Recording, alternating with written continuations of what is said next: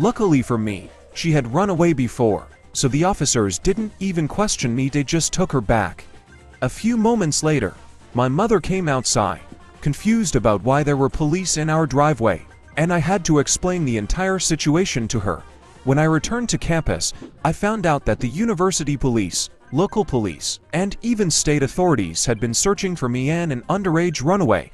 The next few weeks were a nightmare of explaining to everyone how I had been deceived by a girl from the internet and how the police had misunderstood everything. It could have been much worse. Out of curiosity, I later looked up her name and home state. The first article I found included her photo, and I learned that she graduated 3 years after me. That meant she was probably 16 or 17 at the time.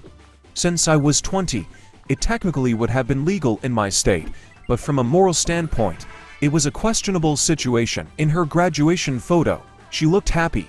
I hope she's doing well. On a completely unrelated note, my ex-boyfriend I hope he never reads this, once met a girl through an online game.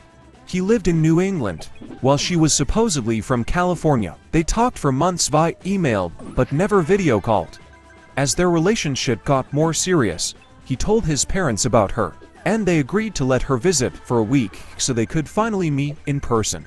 They even bought her a plane ticket and were excited to meet her.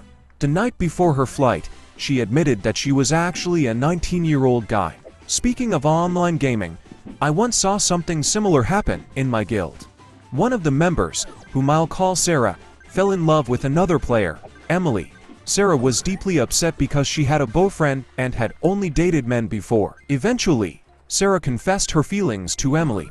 That's when things got weird. Emily and had to confess that she was actually a guy in real life. Sarah spiraled into an identity crisis, questioning if she was straight, bisexual, or a lesbian.